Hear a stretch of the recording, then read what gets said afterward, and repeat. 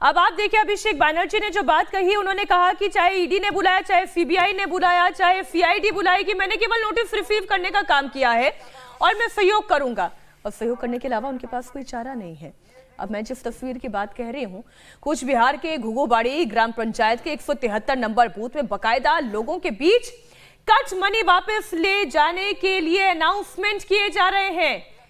हैरान कर देने वाली ये तस्वीर है। ये खबर वाकई बहुत इंटरेस्टिंग है। टीएमसी नेता ने बकायदा इसके लिए एक ई रिक्शा और लाउड स्पीकर किराए पर लिया है और लोगों से कट मनी वापस ले जाने के लिए कहा है। आइए कि हमने आपसे जितना लूटा अब वो वापस हमसे लेकर जाइए। नहीं, चुनाव से पहले चुनाव क्या सर, एक बार ये आवाज सुनाती हूँ ना। पंचायतेर बाड़ी থেকে সকলেই নিজ নিজ দায়িত্বে টাকা ফেরত নিয়ে যাবেন।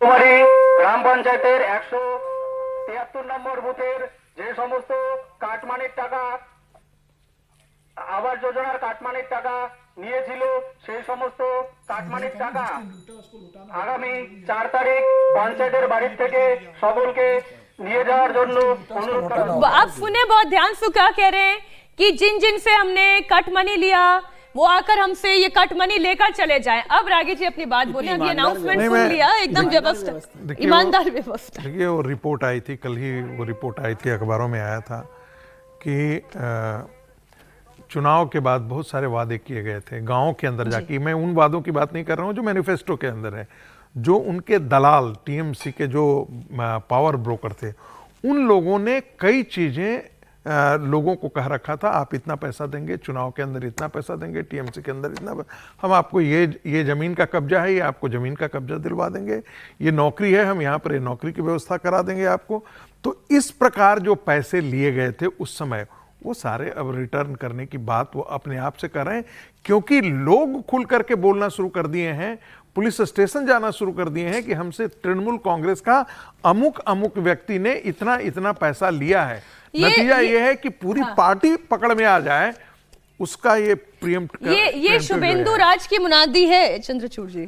बिल्कुल है। देखिए, जब तक सफाई नहीं होगी तब तक विकास भी वहां नहीं होगा। तो ये जो करप्शन की, दादागिरी की, हफ्ता असूली की और ध्रुवीकरण की जो राजनीति वहां पर की जा रही थी, जो तुष्टीकरण की राजनीति वहां की जा रही थी, उन सबको सफाया करना बहुत जरूरी। नई सरकार के लिए ये बहुत आवश्यक है कि इसको जब तक नहीं दरकिनार किया जाएगा, जब तक समेटा नहीं जाएगा, तब तक विकास के फूल वहां नहीं खिलेंगे। एक दूसरा, ये बंगाल के लिए बहुत महत्वपूर्ण है। ये सिर्फ इसको हम पॉलिटिकल एंगल से ना देखें, भारत की अखंडता के लिए, क्योंकि ये याद रखिए कि अखंड भारत होगा तभी विकसित भारत होगा।